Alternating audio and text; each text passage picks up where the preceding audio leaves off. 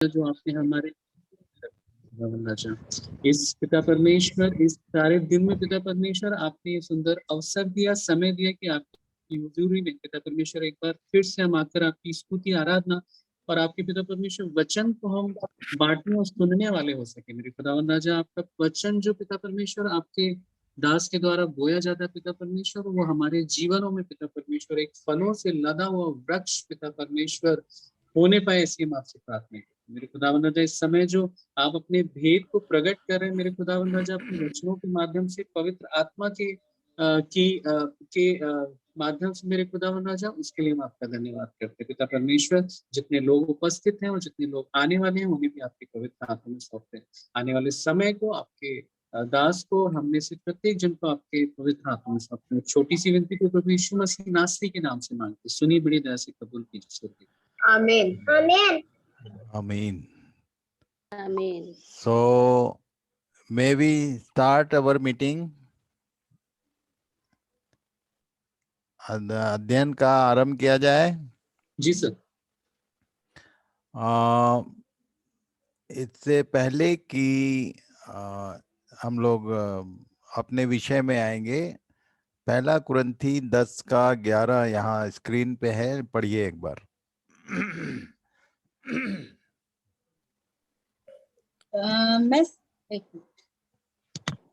ये सब बातें जो उन पर पड़ी दृष्टांत की रीति पर थी, और वे हमारी चेतावनी के लिए जो जगत के अंतिम समय में रहते हैं लिखी गई है। 3 लोगों को ये वर्ष एड्रेस करता है, 3 बातों को। ये सब बातें जो इजरायली इतिहास है, हम लोगों ने इन विषयों पर ध्यान किया है पहले भी, और एक बार फिर से मैं याद दिला रहा हूं केवल कि ये सब बातें जो पिछले समयों में जो कुछ हुआ है इजरायलियों के साथ, या पुराने नियम के बुलाए हुए लोगों के साथ जो भी हुआ, वो हमारी चेतावनी के लिए लिखित रूप में हमको दिया गया है बाइबल के रूप में। जो भी उन पर पड़ा, जो कुछ उसके साथ हुआ, और हम लोग उन्हीं का इतिहास देख रहे हैं हम लोग कि कैसे कैसे उन लोग गुलामी में गए, कैसे छुटकारा हुआ, और कैसे कैसे घटनाएं हुई। ये सारी जो बातें हैं ये हमारे लिए जो अंतिम समय में रहते हैं जगत के, उनके लिए लिखी गई है। इसलिए इन बातों को पूरी बाइबल एक जगह ले जाके केंद्रित करती है। अभी देखेंगे हम लोग। कल हमने एक अध्याय में क्या क्या मुख्य बातें सीखा, कौन बताएगा? जिसको याद आता है। कल सबसे पहली बात क्या सीखा?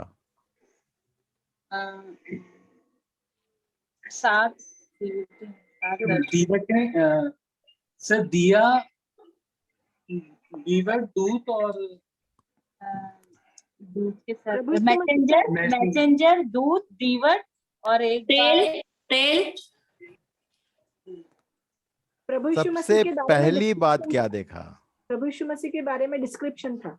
Yes, actually the first thing कि उसने यीशु के आने वाले रूप का पिक्चर प्रकट किया। सबसे पहली बात, किस रूप में अभी है वो है, उसका ड्रेस, उसका पूरा फिगर हमने कल ध्यान किया, और उनके सब के मतलब क्या है वो सब देखा। और वो किनके बीच में है? दिवटों के बीच में है। ओके, ये सब हम लोगों ने कल देखा था। तो सबसे पहली बात हमने देखा कि अभी आज के डेट में मसीह का पिक्चर, वो हाथ छिदा हुआ हाथ, और उसके पांजर पे जो घाव का निशान था, दैट इज नॉट देयर। वो उस समय था जब वो यहाँ से गया। वहां जाने के बाद जब परमेश्वर के न्याय को उसने सेटिस्फाई किया, ओके, अपना लहू लेकर खुद ही गया महायाजक के रूप में, तब परमेश्वर ने उसको जो रूप दिया है, जो जगह दी है, स्वर्ग के सिंहासन का वो भाग जो महायाजक को दिया जाता है।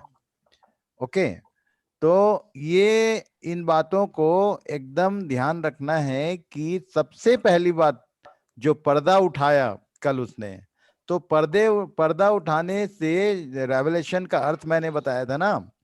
तो पर्दा खुलते साथ सबसे पहले उसने मसीह का फिगर दिखाया, जो आने वाला है वो कैसा दिखेगा। तो धोखा मत खा जाए कोई, इसलिए क्योंकि अभी समय आ रहा है जब लोग कहेंगे कि वहां आ गया है, यहाँ आ गया है, ऐसा ऐसा स्थिति बनेगी। तो उसने सबसे पहले आने वाले मसीह का फिगर समझाया। ओके, देन उसके बाद 3 चीजें हमने ध्यान किया। ये जो दूत है या मैसेंजर, एक ही शब्द है, कल हमने ध्यान किया सारा चीज। 3 चीजें ये मैंने दृष्टांत क्यों याद दिलाया, ये लय व्यवस्था में लेवी लोगों को एक बात कहा गया था। पढ़िए, निर्गमन 35 के 5 पद में लिखा हुआ है क्या क्या भेंट लेके आना था। पढ़िए। तुम्हारे पास से यहोवा के लिए भेंट ली जाए, अर्थात जितने अपनी इच्छा से देना चाहें वे यहोवा की भेंट करके ये वस्तुएं ले आए। और तब बहुत सारी वस्तुएं बोला है, पर 14 पद में जो प्रकाशित वाक्य में वर्ड यूज किया, एज इट इज, वहां लिखा गया है। पढ़िए। सामान और दीपकों समेत उजियाला देने वाला दीवट और उजियाला देने के लिए तेल। उस समय से ये बात कहा है उसने कि तुम जब आओगे तो ये 3 चीज तो होना ही चाहिए, दीपक, दीवट और तेल। ओके। और हम लोगों ने जो 10 कुंवारियों का दृष्टांत देखा, उसमें दीवट का जरूरत खत्म हो गया है। जब अभी हम लोग दीवटों पे हैं, किसी न किसी, चाहे छोटी हो चाहे बड़ी हो, कोई ना कोई कलीसिया है जिसमें हम हैं। पर उस समय जब प्रभु आएगा बादलों पर, तो कोई अपनी अपनी, वो ट्रेन जैसा रिजर्वेशन थोड़ी है अलग अलग, कि कोई स्लीपर में है तो कोई एसी में है, तो कोई ज्यादा अच्छा विश्वासी है तो कोई कमजोर है। ऐसा कुछ नहीं होगा भाई। ओके। उस समय ये जो चर्च का नाम है हम लोग का, ये समाप्त हो जाएगा। नो, मसीह की देह बोलते हैं, Church of Christ is the right word as per Bible. वैसे कई लोग चर्च ऑफ क्राइस्ट बोल के भी संसारी आज अभी अपना आगे देखने वाले हम लोग।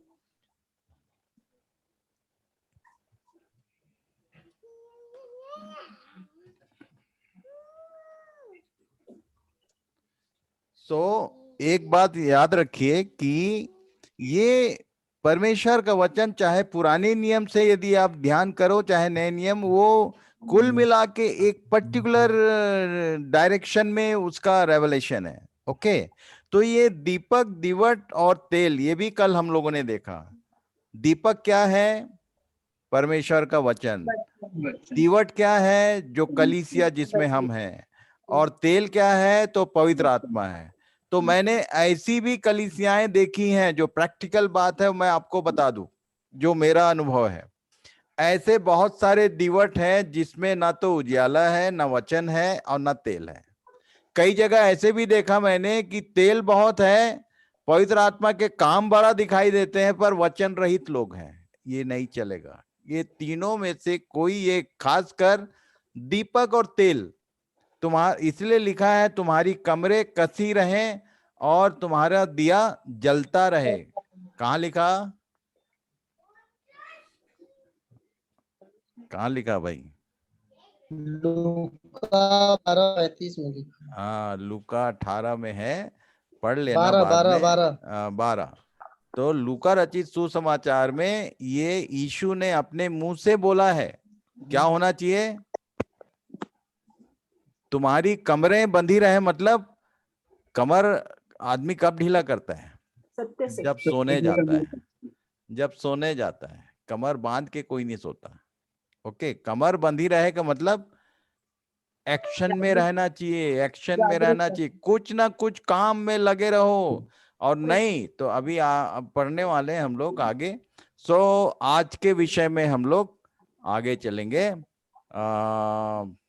2nd चैप्टर, प्रकाशित वाक्य 2 अध्याय, जहां से मैंने बताया था कि 2 के 1 से लेकर 3 से 22 तक। विश्वास पढ़ो भाई। The things which are concerning the अभी church हम लोगों until the ने rapture.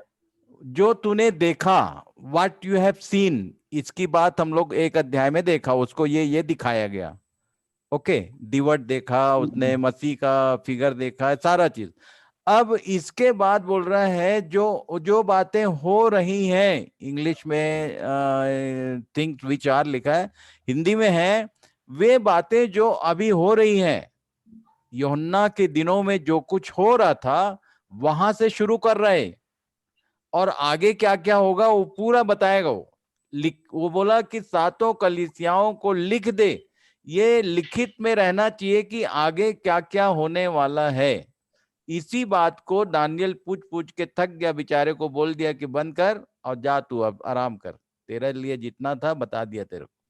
तो आगे उसके बाद क्या होने वाला है कलीसिया तो जानता ही नहीं था।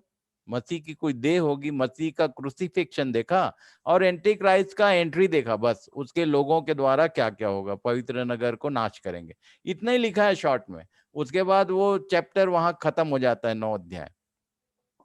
तो आज के दिन हम लोग ध्यान करेंगे द थिंग्स विच आर। ये कलीसिया का समय खत्म हो गया कि है अभी? आप लोग बताओ। है। तो ये है, तब है। से कलीसिया, जब यूहन्ना ने दर्शन देखा तब से, कल उसके पहले से था। कलीसिया की स्थापना कब हुई? देखूं जरा किसको याद आता है। प्रेरितों के काम। प्रेरितों के काम से। On the day of Pentecost, ठीक है, उसी दिन पवित्र आत्मा आया।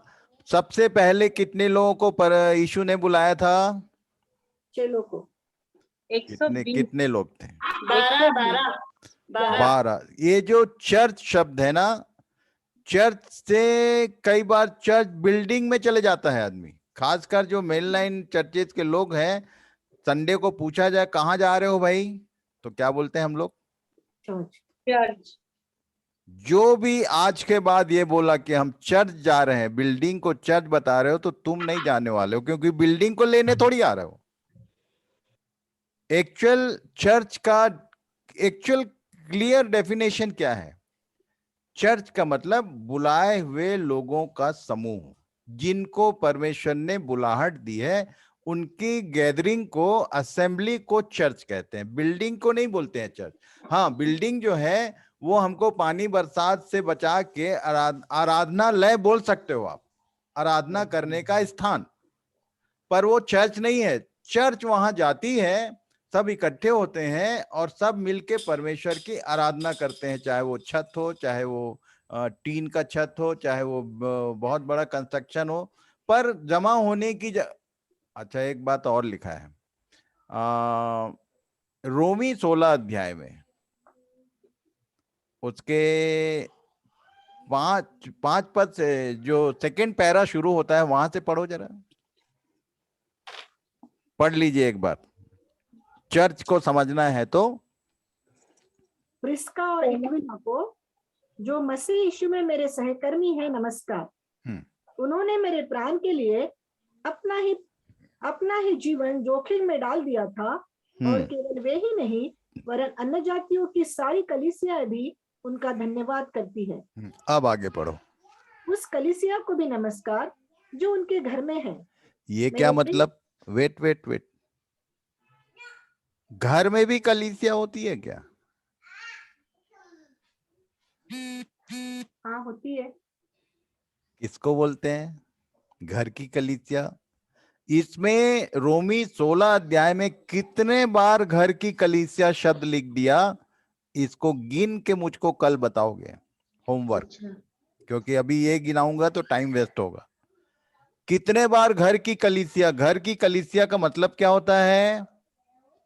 घर में एक व्यक्ति अकेला कभी भी चर्च नहीं होता है, पर यदि 2 या 3,000 हो जाएं, असेंबल्ड हैं, यदि 2 लोग एक मन के होके एक जगह प्रार्थना करना शुरू किए, तो that is the assembly of God. ये घर से शुरू होती है। घर में सबसे पहला जो पेयर होता है हस्बैंड एंड वाइफ होता है, और उसके बाद उसके मेंबर्स उनके चिल्ड्रंस होते हैं। हर घर परमेश्वर की कलीसिया है, बुलाए हुए लोगों का एक साथ रहने का स्थान। ओके, इसको याद रखना है कि कलीसिया बोलने से 15-20 नहीं है तो कलीसिया नहीं है, झूठ बात। सबसे पहला झूठ ये है, इसलिए मुझे गिनती से मतलब ही नहीं रहता है। जो आता है आने दो, जो जाता है जाने दो, मुझको कोई फर्क नहीं पड़ता। यदि 2 जन भी हैं तो I can honour you, because परमेश्वर का वचन ये सिखाता है। घर की कलीसिया, अब घर में मान लो 2, 4, 5 और दूसरी फैमिलीज भी आ गए तो नो प्रॉब्लम, पर हमेशा देखो ध्यान से कि गिनती का तो मतलब ही नहीं है, गिनती करना भी मत। दाऊद गिनती करके फंस गया था, बताया था मैं। ओके, कितने लोग हैं से मतलब नहीं, कम से कम 2 स्त्री पुरुष भी हैं, बच्चे नहीं भी हैं तो भी चलेगा। Is it clear? तो ये कलीसिया का आरंभ, सबसे पहले उसने 12 चेलों को बुलाया, उसमें से एक जन भेज दिया उसको। ये बुलाए हुए लोगों का एक से एक कहानी है, पढ़ना ध्यान से। बुलाए हुए लोगों का ये लोग यीशु को दर्शन पाके कुछ लोग डाउट करते थे, कुछ लोग, एक से एक कलीसिया का शुरुआत वहीं से बिगड़ा हुआ है।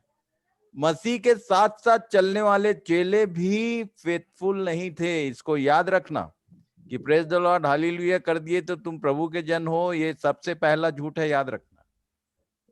बुरा नहीं है, but are you really faithful towards your master? अपने प्रभु के लिए फेथफुल हो भी? बुलाए हुए तो बहुत हैं, चुने हुए थोड़े हैं, और उसमें भी विश्वास योग्य, जो जिन पर विश्वास किया जा सके।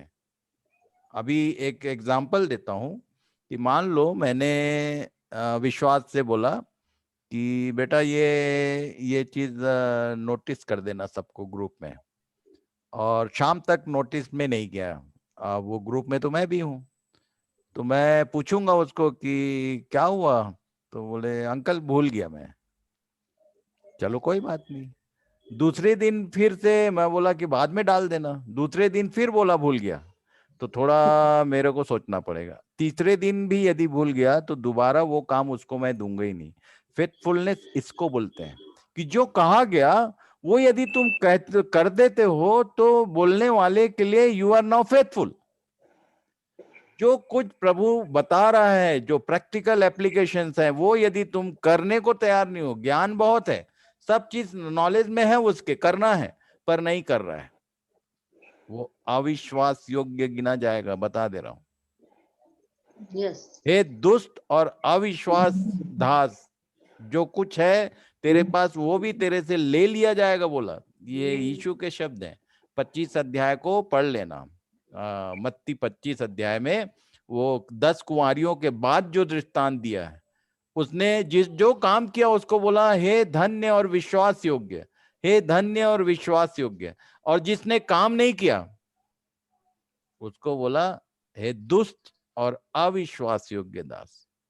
इसलिए याद रखना, the things which are concerning the church, तो चर्च बोलने से बिल्डिंग नहीं, और चर्च बोलने से कहीं ग्रुप में जाना है तभी चर्च है, सब ये झूठ बात है।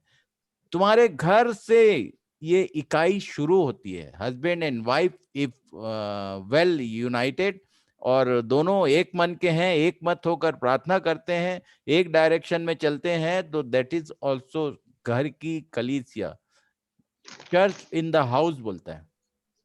अब उसी का येलो कलर में क्या है, पढ़ो जरा विश्वास। 7 dispensation of the church as written messages. अच्छा, can you explain the word dispensation? व्यवस्था। ये वर्ड पूरी बाइबल में केवल एक जगह यूज किया पौलुस ने। हम लोग पढ़े हैं पीछे, एक बार फिर पढ़ लो।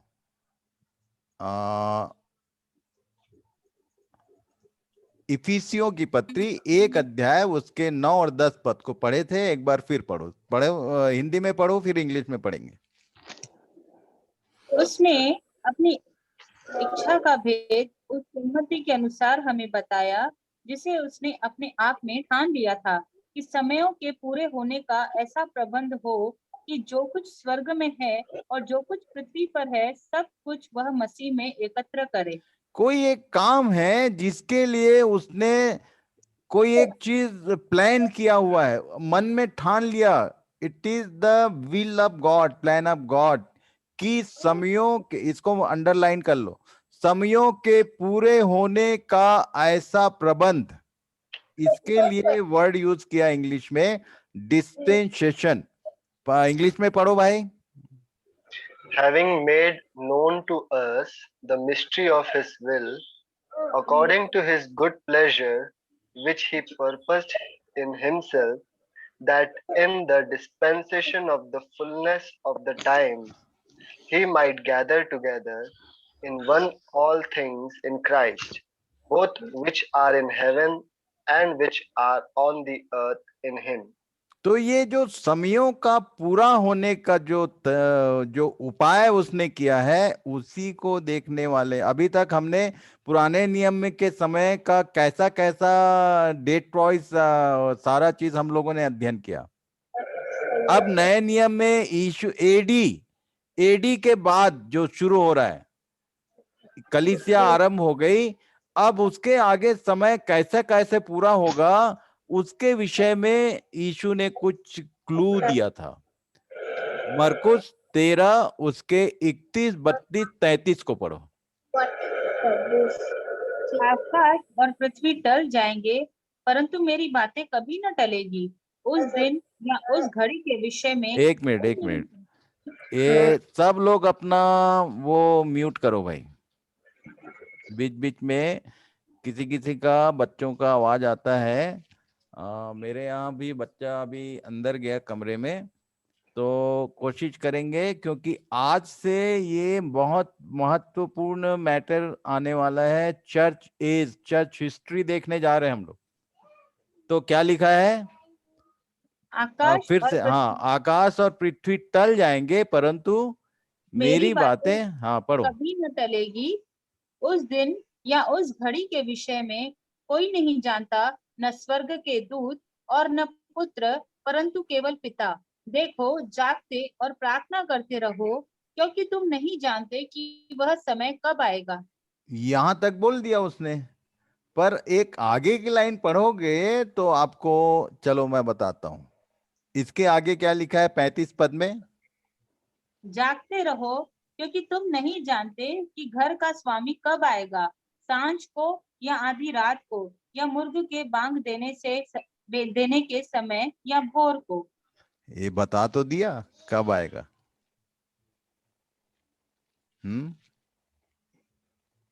सांझ को, आधी रात को, या मुर्ग के बांग देने के समय।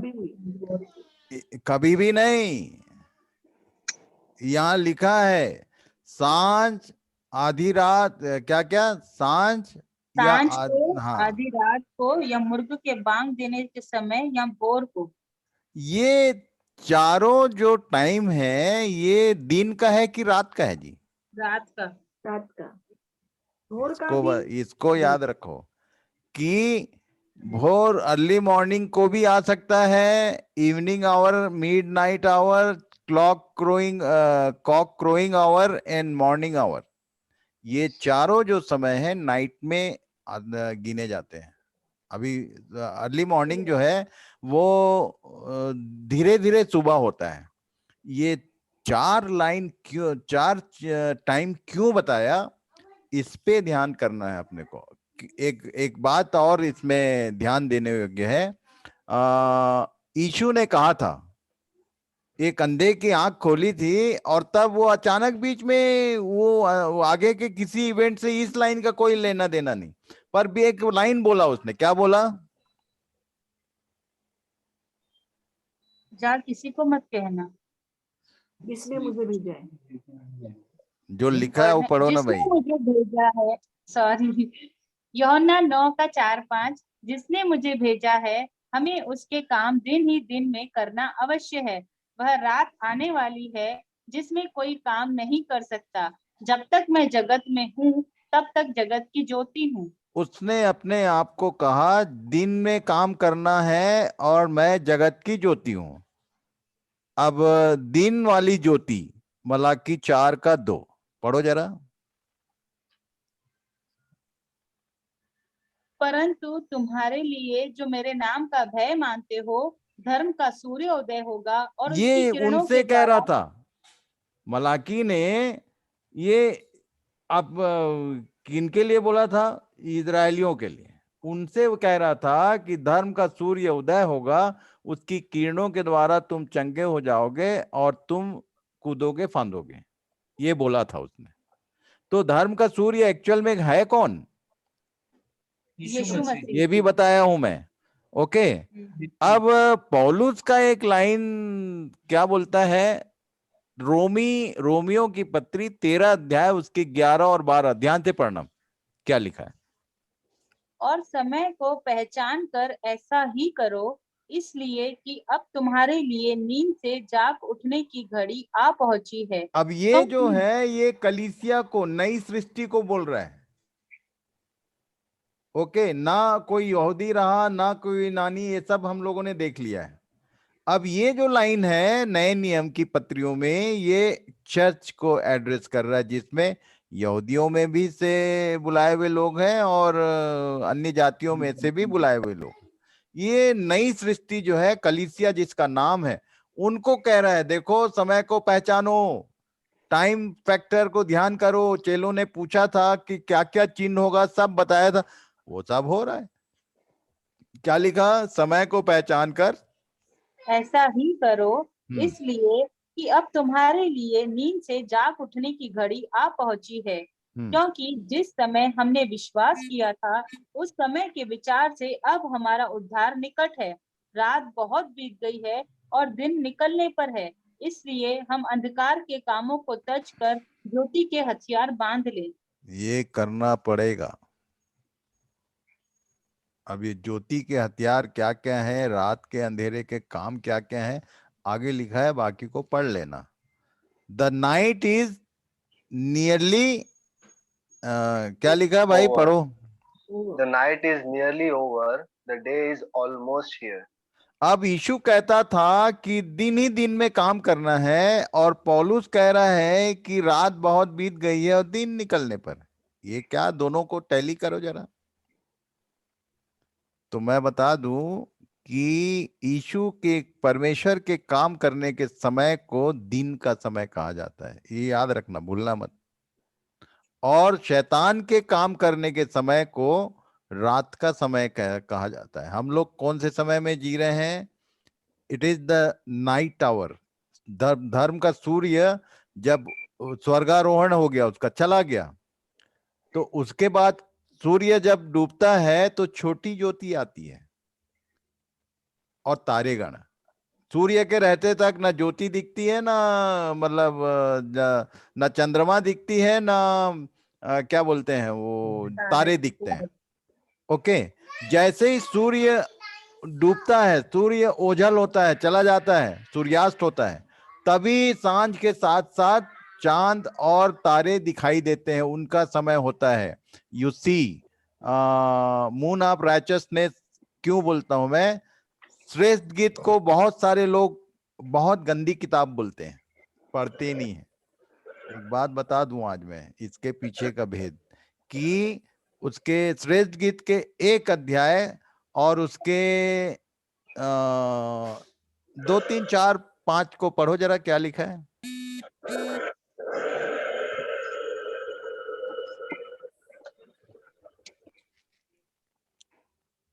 श्रेष्ठ गीत 1 अध्याय।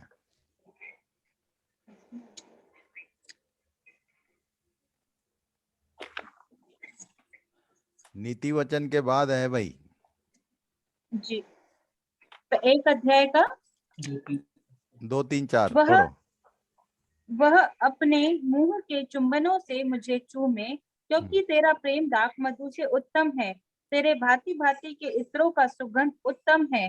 तेरा नाम उंडेले हुए इत्र के तुल्य है, इसलिए कुमारियां तुझसे प्रेम रखती है। मुझे खींच ले, हम तेरे पीछे दौड़ेंगे। राजा मुझे अपने महल में ले आया है। बस बस इसी लाइन को याद रखना।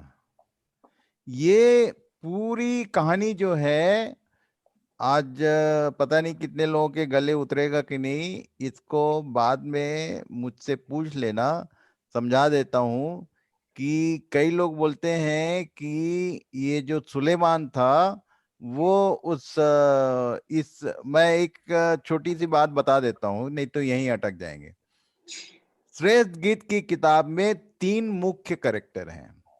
एक है प्रेमिका, सुलेमिन बोलते हैं, और एक है प्रेमी जो शेफर्ड है, जो भेड़ चराता है, सुलेमिट बोलते हैं। और जो बीच में है वो राजा है, जिसने ये जो राजकुमारी है, जो प्रेमिका है, उसको किडनैप कर लिया है अपने महल में। ये है पूरे श्रेष्ठ गीत का कीवर्ड। उसमें कुछ और एक कैरेक्टर्स हैं, जैसे प्रेमिका की जो माँ है, उसके भाई बहन हैं, इनके बारे में चर्चा लिखी हुई है, पर मुख्य कैरेक्टर 3 है, इसी को याद रखना। तो मैं बता दूं कि ये श्रेष्ठ गीत की किताब कलीसिया, यीशु मसीह और शैतान का कहानी है, याद रखना। सुलेमान का कैरेक्टर वहां किडनैपर के रूप में है, ये बोल रही है मुझको खींच ले, ये कैद में है उसके महल में, और उसका महल क्या है, ये संसार जो है हमको कैद में फंसाने का कोशिश करता है कि हमारा ध्यान अपने प्रेमी पर से हट जाए। ये पूरी श्रेष्ठ गीत इसी के रूप में है। और वो जो प्रेमिका है उसको क्या बोला गया है, 6 का 10 पढ़ो, यहां लिखा है। यह कौन है जिसकी शोभा भोर की तुल्य है, जो सुंदरता में चंद्रमा और निर्मलता में सूर्य और पताका फहराती हुई सेना के तुल्य भयंकर दिखाई पड़ती है। ये जितनी भी बात बोला है ये कलीसिया के लिए बोलता है, हम लोगों के लिए बोलता है। तो moon of righteousness, okay, son of righteousness ये मसीह है, मून ऑफ राइचियसनेस कलीसिया है, और तारेगण कौन है ये तो हम लोग देख ही लिए। जो जितने जो मैसेंजर्स हैं, जो सिखाने वाले लोग हैं, वो तारेगण कहलाते हैं, हमेशा स्टार बने रहेंगे, इसको याद रखना। तो ये 7 parables as 7 ages of the church, इसको मत्ती रचित सुसमाचार में 7 दृष्टांत बताया उसने, वो और चर्च का हिस्ट्री एकदम पैरेलल काउंट करता है। अभी समझ जाता हूं मैं। तो आप ये समझ लो कि रात बहुत बीत गई है और दिन निकलने पर है, मतलब कि यीशु जो धर्म का सूर्य है दोबारा आने वाला है, ज्यादा दिन नहीं है। और ये पौलुस ने उस समय लिख दिया जबकि अभी 2000 साल बीत चुका। ओके, तो आगे हम लोग देखेंगे पहला पैराबल क्या है, मत्ती रचित सुसमाचार और उसके 13 अध्याय के 18 से 23 तक, उसको बाद में पढ़ लेना। ये याद होगा, एक ही चीज याद करो कि एक बीज बोने वाला निकला, यहां से शुरू करता है। ओके, और बीज बोया, उसमें बीज जो है कितना परसेंट क्या क्या हुआ जरा याद करो आप।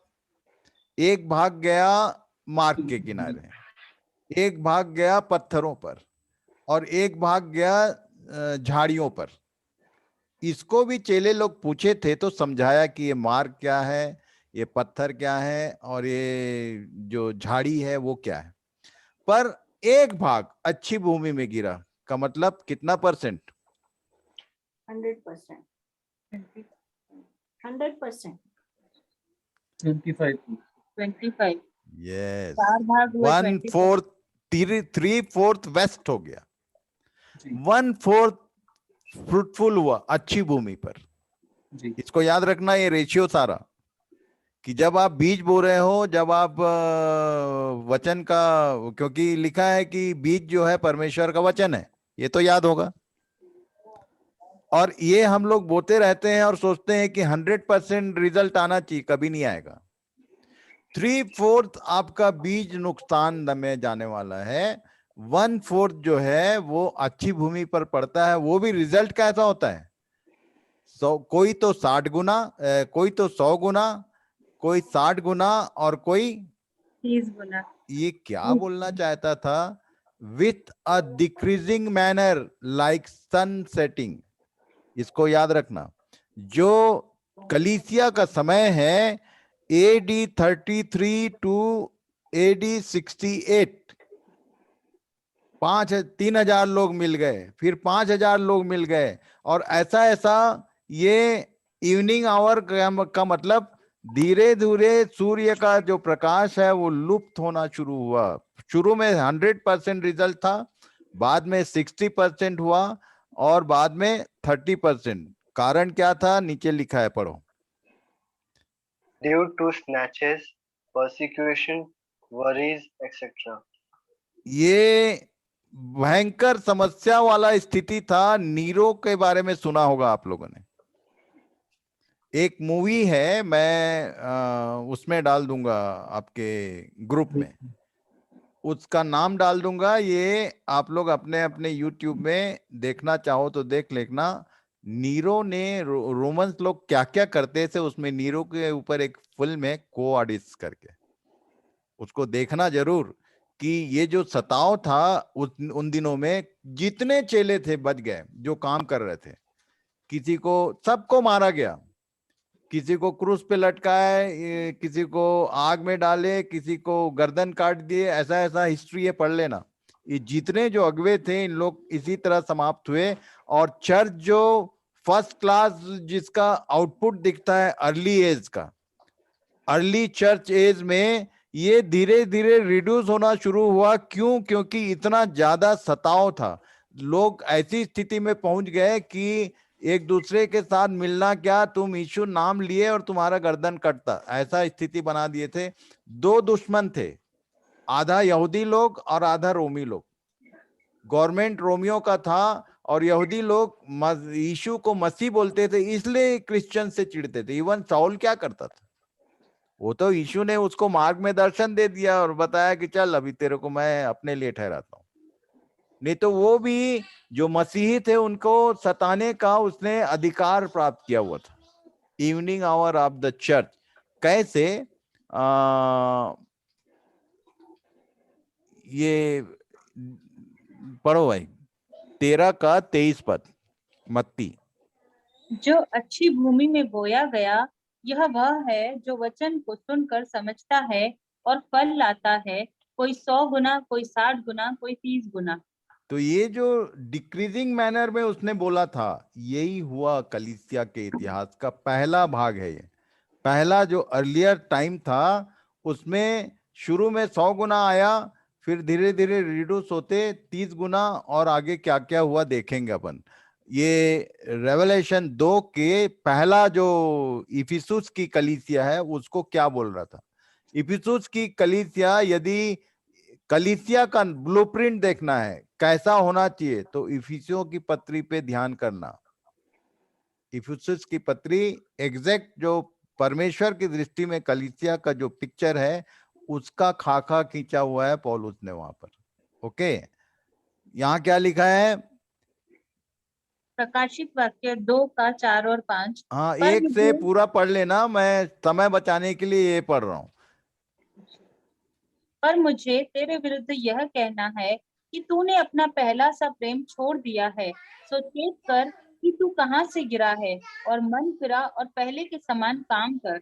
उसको चिता रहा था कि देख जैसा शुरू में था वैसा ही कर। यिर्मयाह में वो जो यहोवा की पत्नी थी इज़राइल, उसके लिए सेम लाइन लिखा हुआ है कि मेरा वो तेरा आरंभ का प्रेम याद आता है कि कैसे तू जंगल में मेरे पीछे पीछे चली थी, ऐसा बोलता है।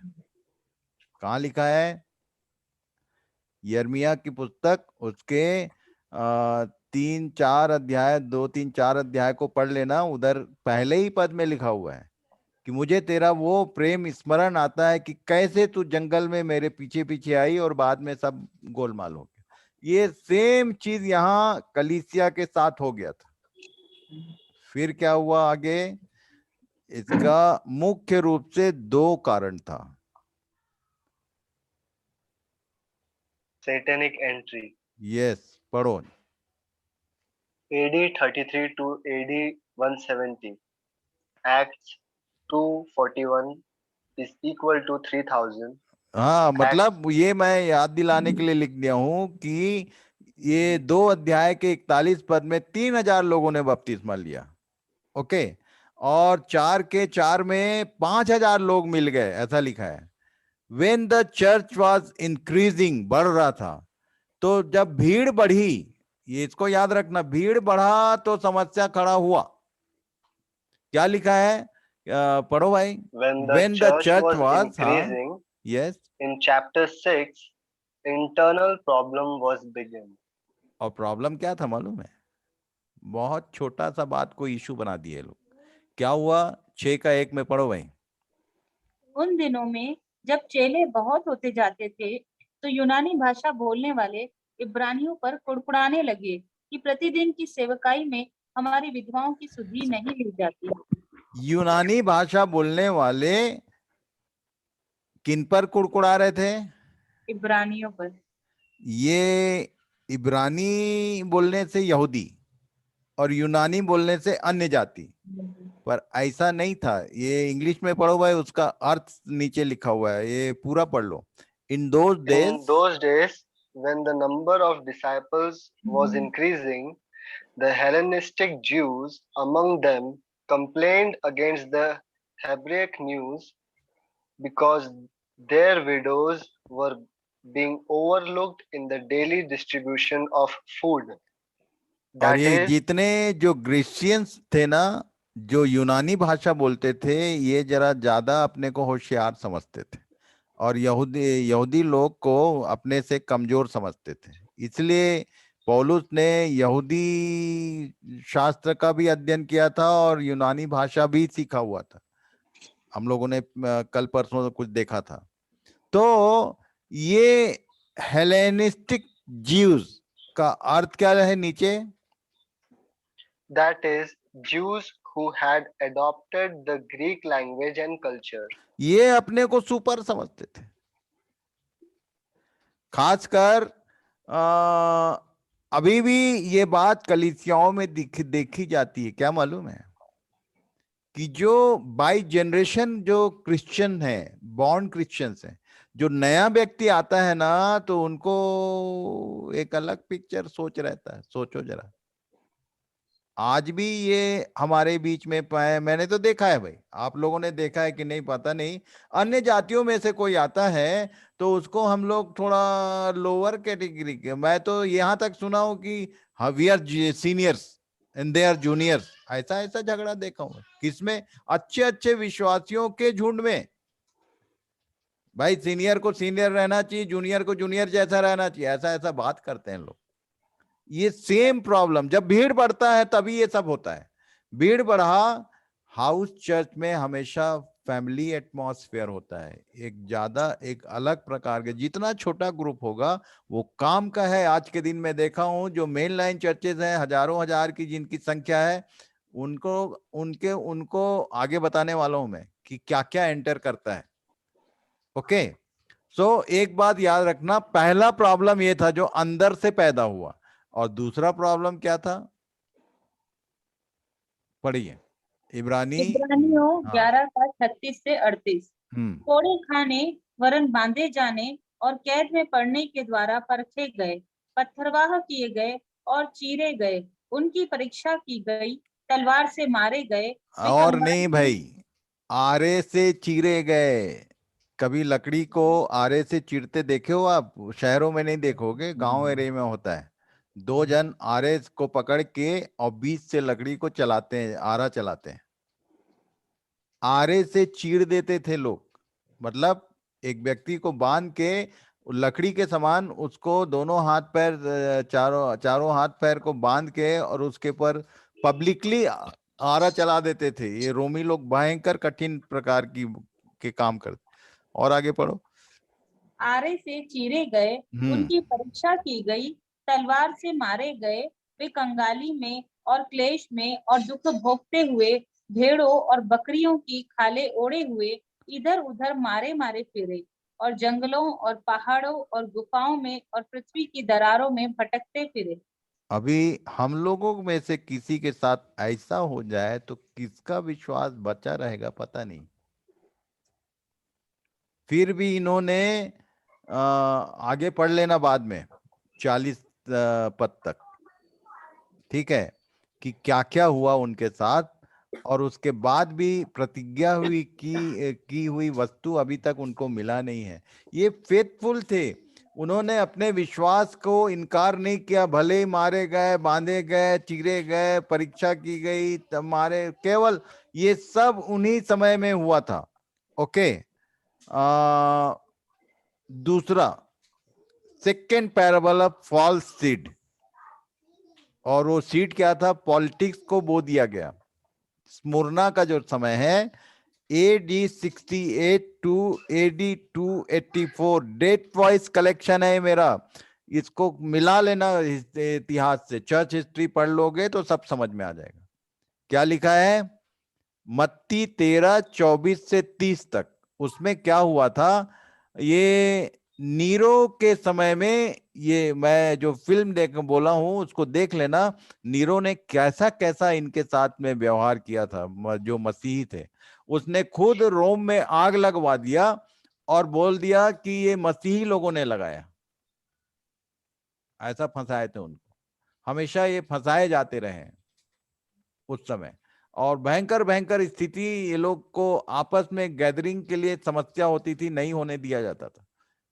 तो यहाँ पर ये इतिहास हम देख रहे हैं कि पहला पार्ट जो था वो सताव के कारण धीरे धीरे उसका रिजल्ट डिक्रीजिंग मैनर में ज्यादा, जैसे सूर्य अस्त होता है उसका प्रकाश धीरे धीरे धूमिल होने लगा। और उसके बाद ये रोमन्स का समय था 68 टू 284, उसके बाद दूसरा आया। उसी बीच में क्या हुआ, इवनिंग आवर जो है इसमें चर्च में और एक चीज घुसा। मत्ती 13 उसका 25 पद पढ़ो। पर जब लोग सो रहे थे तो उसका बैरी आकर गेहूं के बीच जंगली बीज बोकर चला गया। ये ये ये जो जिनके बीच में बीज बोया जाता है, यदि वो कहीं से भी आलस किए, लिखा है जब लोग सो रहे थे, यीशु ने बार बार बोला जागते और प्रार्थना करते रहो, जागते और प्रार्थना करते रहो। अब इसका मतलब ये नहीं है कि रात का सोना बंद कर दिया जाए, उसकी बात नहीं कर रहे हैं।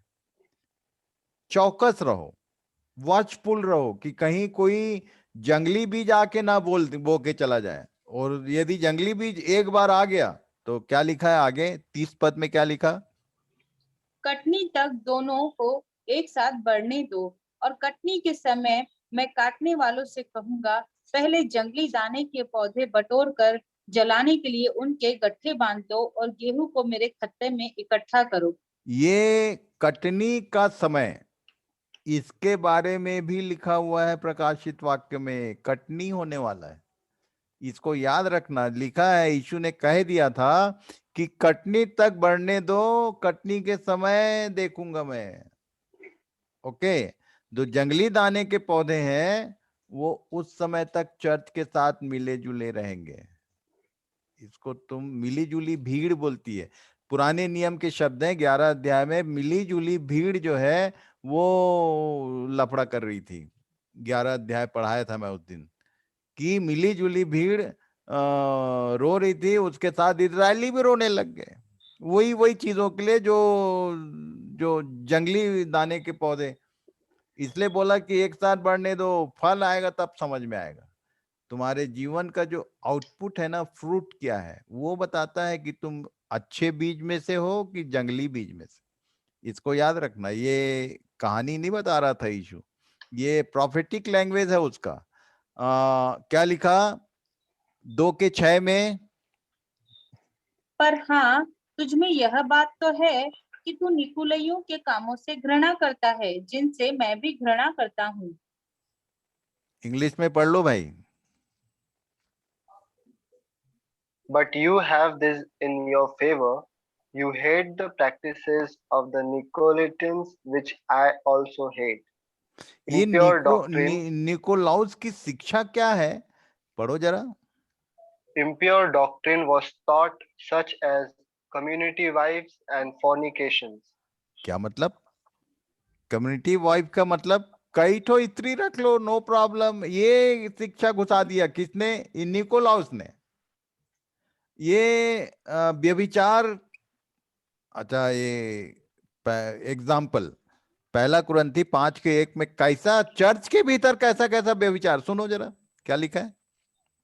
यहाँ तक सुनने में आता है कि तुम में व्यभिचार होता है, वरन ऐसा व्यभिचार जो अन्य जातियों में भी नहीं होता, कि एक मनुष्य अपने पिता की पत्नी को रखता है। ये क्या मतलब? इतना डेंजरस बात लिखा है कुरिन्थ में। अब पिता की पत्नी मतलब कौन? माँ। माँ के साथ पत्नी जैसा व्यवहार, इतना इतना घटिया प्रकार का फॉर्निकेशन में ये उसकी शिक्षा ये आया था निकोलाउस से। निकोलाउस कौन था? देखूं जरा किसको याद है, किसी को याद है? निकोलाउस, हु वाज निकोलाउस? इसी ने ये चीज डेवलप किया था, और एक चीज डेवलप किया, वो आगे बताता हूं। ये जो कलीसिया है उसमें सैटेनिक एंट्री के साथ क्या क्या हुआ इसकी लिस्ट है, और कब कब हुआ डेट वाइज मैं ये बता रहा हूं मैं, कि ये सब चीज घुस गए थे। और निकोलाउस कुछ नहीं, 6 अध्याय को पढ़ लेना। जब इनके बीच में झगड़ा हुआ तो प्रेरितों ने कहा कि भाई हम तो वचन की सेवा करेंगे, ये सब लनफन तुम लोग देखो, और अपने बीच में से 7 सुनामी पुरुष जो पवित्र आत्मा से भरे हो चुन लो। उस 7 में से जो 7 की लिस्ट है उसी में से एक जन था। तो पवित्र आत्मा से तुम भर गए, तुम्हारा नाम बहुत अच्छा है, इसी के चक्कर में मत पड़े रहना। वॉचफुल रहो कि कब शैतान कौन सा चीज तुम्हारे अंदर से कलीसिया में घुसा सकता है। ये 6 अध्याय प्रेरितों काम, अच्छा निकाल के पढ़ लो, चलो पढ़ो, पढ़ना जो बहुत जरूरी है। ऐसा लगता है कि यार ये शेखर भाई कहीं कुछ भी तो नहीं समझा दे रहा, लिखे हुए से मैं ना घटता हूं ना बढ़ता हूं। पढ़ो जरा 6 अध्याय प्रेरितों काम का 1 पद से आगे। उन दिनों में जब चेले बहुत होते जाते थे, हाँ, तो जब यूनानी गिनती बढ़ रही है, ठीक है, आगे क्या लिखा है? तो यूनानी भाषा बोलने वाले इब्रानियों पर कुड़कुड़ाने लगे कि प्रतिदिन की सेवकाई में हमारी विधवाओं की सुधि नहीं ली जाती। तब उन 12 ने चेलों की मंडली को अपने पास बुलाकर कहा, यह ठीक नहीं कि हम परमेश्वर का वचन छोड़कर खिलाने पिलाने की सेवा में रहें। इसलिए हे भाइयों, अपने में से 7 सुनाम पुरुषों को जो पवित्र आत्मा और बुद्धि से परिपूर्ण हो चुन लो, कि हम उन्हें इस काम पर ठहरा दे। परंतु हम तो प्रार्थना में और वचन की सेवा में लगे रहेंगे। ये लोग बोले कि भाई सोशल जो रिक्वायरमेंट है उसमें अपने बीच में से कुछ लोग चुन लो, और हमको वचन की सेवा से मत हटाओ। अब आगे क्या लिखा है? यह बात सारी मंडली को अच्छी लगी, हम्म और उन्होंने स्तिफनुस नाम एक पुरुष को, जो विश्वास और पवित्र आत्मा से परिपूर्ण था, और फिलिपुस और प्रुप्रुस और निकानोर और तिमोन और परमिनास और अंताकी वाला निकुलाउस को, जो यहूदी मत में आ गया था, चुन लिया। और ओके, उन्हें ये है निकोलाउस। कौन था? कलीसिया का एक फेथफुल वर्कर। तो यदि आप कलीसिया में कहीं पर प्रभु के अनुग्रह से यदि एक्शन में हो तो be careful, watch and pray, चौकस रहो और प्रार्थना में लगे रहो, नहीं तो तुम जाओगे दो। एक जन गया, और वो भी कलीसिया में इतना भयानक भयानक उसका एक्टिविटी है, उसने ऐसा ऐसा डॉक्ट्रिन को इंट्रोड्यूस कर दिया। और क्या लिखा है? ये पौलुस बोलता था, जब हम 2 कुरिन्थी 7:5 में पढ़ लो। क्योंकि जब हम मकीदुनिया में आए, तब भी हमारे शरीर को चैन नहीं मिला, परंतु हम चारों ओर से क्लेश पाते थे। बाहर लड़ाइयां थी, भीतर भयंकर बातें थी। ये इसको अंडरलाइन करके रखना, कलीसिया के बारे में बोल रहे हैं। बाहर लड़ाइयां थी और भीतर भयंकर बातें थी। वो भयंकर बातों में से एक तो देखा हमने, जो अन्य जातियों में भी नहीं होता। ऐसी ऐसी बात किसमें? कलीसिया के भीतर। कई लोग सोचते हैं कि कलीसिया में आ गए हैं और आराधना स्तुति में भाग ले रहे हैं तो सब कुछ बढ़िया है। गलत बात है। कुछ भी हो सकता है। आपका पिक्चर, आपका फिगर परमेश्वर की दृष्टि में कैसा है वो जानता है सबको अच्छे से। इसलिए बाहरी किसी काम से तुम अपने आप को जांचने का कोशिश मत करो। वो जांचने वाला वो है। लिखा है बाहर लड़ाइयां थी और भीतर भयंकर बातें थी। 2:9 पढ़ो। मैं तेरे क्लेश, प्रकाशित वाक्य 2:9, मैं तेरे क्लेश और दरिद्रता को जानता हूँ, परंतु तू धनी है, और जो लोग अपने आप को यहूदी कहते हैं और है नहीं पर शैतान की सभा है, उनकी निंदा को भी जानता हूँ। ये यहूदी कहते थे अपने को और शैतान की सभा, ये क्या बोलना चाहता है? ये सब चीजों को ध्यान से यदि ध्यान नहीं लगाओगे तो ये कुछ भी अंदर नहीं आने वाला है भाई। इसको समझ लो। ये कहते अपने को यहूदी थे क्रिश्चियन, मसीही हो गए हैं, वो नई सृष्टि बन गए हैं, पर ये यहूदी कह रहे हैं अपने को और इनको बोल रहा है कि ये यहूदी कहते तो हैं पर है नहीं, ये शैतान की सभा है। क्या मतलब? आगे समझाता हूं, पढ़ो भाई। ये निकोलाउस जो डॉक्ट्रिन में जो इसके चेले और चपाटे हो गए थे, ये सब लोग मिलके कर क्या रहे थे? पढ़िए। Nicolaites were a हाँ, sect in the church who wanted to establish a priestly order, probably trying to model the church after the Old Testament order of high priest, Levites, and common people. क्या Their मतलब? objective ये लोग बोल रहे थे कि church के भीतर प्रॉपर कैटेगरी होना चाहिए। जैसे मूसा के सामने कौन कौन लोग बड़बड़ाए थे कि तेरे से ही बात करता है क्या वो? तू ही अगुवा बनेगा क्या?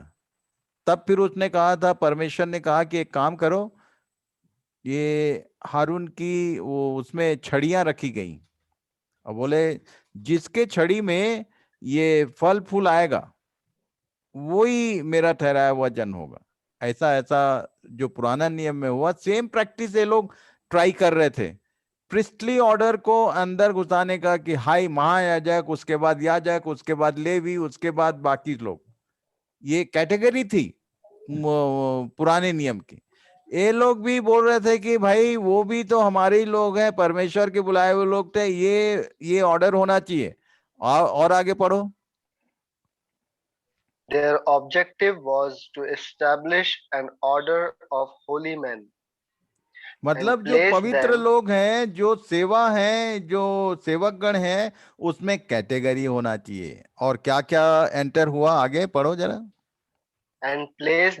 over the laity, which was foreign to the New Testament plan, and call नया them नियम में उसने बोला था कि तुम गुरु मत कहलाना, तुम अपने आप को पिता मत कहना। ठीक उसके अगेंस्ट ये लोग एक डॉक्ट्रिन, ये अगेंस्ट जीसस का मतलब anti Christ, anti of good, Satan. Satan का वर्ड मीनिंग है एंटी ऑफ गुड, परमेश्वर के ठहराए हुए प्रबंध के विरोध में काम करना। तो ये जो कुछ यीशु ने बोला था उसके जस्ट अपोजिट। इसलिए यहां मैंने नोट किया foreign to new testament plan. And आगे, and call them not shepherds but clergy, bishops, archbishops, cardinals, popes, etc. Okay. अब ये निकोलाउस को होमवर्क देने वाला था पर मैंने बता दिया, जैसा प्रभु ने मेरी अगुवाई की। मैं ऐसा होमवर्क दिया करता हूँ कि था कौन, पर मैंने बता दिया कौन था ये। इसी ने सब चीज को डेवलप कर दिया और बहुत सारी ऐसी उल्टी सीधी डॉक्ट्रिन सारा इनके बीच में घुसाया। सेकेंड स्टेप था ये, सेकेंड स्टेज। उसके बाद parable of Mustard seed. Fornication. ये कल आप लोग मत्ती 13 और प्रकाशित वाक्य 2 और 3 पूरा पढ़ के आना है। ये जो फॉर्निकेशन है आत्मिक व्यभिचार, ये कुछ नहीं, पगानिज्म है। आइडल वर्शिप को घुसा दिया। कैसे घुसाया, किसने घुसाया, ये अपन देखने वाले हैं। कैसे ये जो जो रोमन कैथलिक्स हैं, ये लोग क्या करते हैं, आइडल वर्शिप करते हैं। पूजा। तीन, 3 आइडल्स, यूसुफ, मरियम और जीसस। इसको बताऊंगा ये है क्या चीज। ओके, तो कल आप लोग क्या क्या पढ़ के आओगे, मत्ती 13 अध्याय और प्रकाशित वाक्य का 2 और 3 दोनों चैप्टर 2, 4, 5, 6 बार रिवीजन भी करना, और कल जो मैं बताने वाला हूं उसको पढ़ के भी आना। ओके, आज का समय पूरा हुआ, और मेरा निवेदन है कि ये सब बातें जो बिल्कुल नहीं होती हैं, वो जब तक आप रिवाइज नहीं करोगे तब तक ये बैठेगी नहीं। वो दुष्ट जो है बीज को, जो ट्रू बीज है, उसको तुरंत चुराने का जुगाड़ लगाता है कि अरे मेरे ही समस्या करेंगे लोग। आप जितना समझोगे उतना वॉरियर बनोगे और शैतान के राज्य को कुचल सकोगे। पर ये क्या करता है, ये बीज जो हमको सामर्थ देता है, हमको कुछ बनाता है वॉरियर के रूप में, वो जानता है कि ये यदि ठीक से समझ गए तो मेरे ही विरोध में खड़े होने वाले हैं। इसलिए वो तुरंत उपाय करता है, कैसे भी करके, या तो समझो ही ना आप, और समझ गए तो हटाओ, चोरी कर लेता है। इसलिए बी केयरफुल। मैं बहुत ज्यादा चीज सब मैं लाइन से बता सकता हूं, पर टाइम के भीतर आप समय से आएंगे और समय से हम खत्म करेंगे। एवरीडे ट्राई करेंगे कि टाइम को जरूर हम मैनेज करें। परमेश्वर का ये जो पूरा इतिहास है, time factor is the main thing. उसने जो जो बात बोला है अपने समय पर पूरा करता है। ओके, तो कल का होमवर्क मेन 13 अध्याय मत्ती का और ये प्रकाशित वाक्य का 2 और 3 अध्याय, दोनों चैप्टर, 3 चैप्टर आपको 2, 4, 5, 6 बार पढ़ लेना। वेरी इंटरेस्टिंग, दोनों कैसे कनेक्टेड है एक दूसरे से, आप देखते मिलाते जाइए। ओके, सो आज के दिन अपन, आज की सभा, आज की क्लास यहीं समाप्त करते हैं। कोई भी एक जन फिर से, जिसको बातें ठीक से समझ में आ रही है, नहीं आएगा तो ये उसने बोला है, वचन से कल पढ़े थे हम लोग कि पूछ पाछ कर लेना। नहीं समझ में आया तो आप मुझे कॉल कर सकते हो, यू आर मोस्ट वेलकम। और यदि ठीक से समझ में आ रहा है तो प्रेज द लॉर्ड, प्रभु आप लोगों को और भी आशीष दे और आपसे बातचीत करे, आपको समझने में इन सब बातों को सहायता करे। So thank you very much. आज के लिए कोई भी एक जन प्रार्थना कीजिए, धन्यवाद दीजिए कि प्रभु आपने हमारे लिए ऐसा सुंदर अवसर ठहराया है कि हम इन बातों को समझें।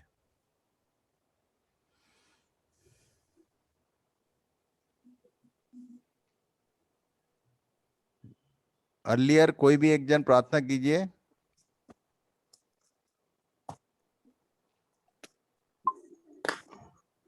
धन्यवाद धन्यवाद धन्यवाद राजा, धन्यवाद मेरे पिता, धन्यवाद पिता। पिता परमेश्वर आपके सम्मुख आते हैं राजा, नम्र और दीन बन के राजा, इस शाम के समय राजा, ये शाम राजा आपके नाम हमने कर किए है राजा, जो वचन बोया गया है मेरे पिता, आपका कोटि कोटि धन्यवाद। हम इसमें राजा गुड़ गुड़ बातें सीख रहे हैं मेरे पिता, और इस बातों को, इस शिक्षा को राजा कोई दुष्ट चुरा ना सके राजा, ऐसी विनती प्रार्थना करते हैं मेरे खुदा, आपका कोटि कोटि धन्यवाद यीशु। पवित्र सेनाओं के युवा आप हमारे साथ साथ रहते हैं राजा, पवित्र आत्मा आप हमें बढ़ाते हैं राजा, बुद्धि और ज्ञान आप देते हैं राजा, ऐसी कोई में शक्ति नहीं है राजा जो इस बात को जाने राजा, लेकिन आप हमें गुड़ गुड़ बातें सिखा रहे हैं मेरे पिता, आपका कोटि कोटि धन्यवाद। थैंक यू जीजस, धन्यवाद धन्यवाद। आप हमें आग के जरिए राजा, आप अपने प्रकाशन को भेज रहे हैं मेरे पिता, आपका कोटि कोटि धन्यवाद। पास्टर जी के सहयोग से राजा हम ये सब कर सक रहे हैं राजा, उनको भी हम धन्यवाद देते हैं मेरे पिता। अगर वो आज वो नहीं रहते तो हमें इस बात का कुछ भी ज्ञान नहीं रहता राजा, कि ये सच में राजा दानियल में क्या लिखा है और प्रकाशित वाक्य में क्या क्या होने वाला है, ये सब बातों से हम वंचित रह जाते मेरे पिता, आपका कोटि कोटि धन्यवाद। धन्यवाद राजा, दिन भर संभाले राजा, अपने आपका कोटि कोटि धन्यवाद।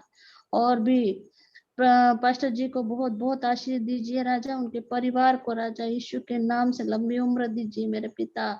ऐसे लोग बहुत कम मिलते हैं मेरे पिता, आपका कोटि कोटि धन्यवाद। गिने चुने हुए लोग हैं राजा, जो आपको चाहते हैं और आपको मानते हैं और आपकी आज्ञाओं में, आपकी आज्ञाओं का पालन करते हैं राजा, करुणा से भरते हैं, दया करते हैं राजा। हमारे लिए इतना ही बहुत है मेरे पिता कि आप अपने लहू से हमें कवर करके रखते हैं राजा। आपका कोटि कोटि धन्यवाद, धन्यवाद यीशु। उस लहू को याद करके राजा हमें करुणा देते हो राजा, और हम याद कर सके राजा उस लहू को जो आपने हमारे लिए इस मनुष्य जाति के लिए बहाया राजा।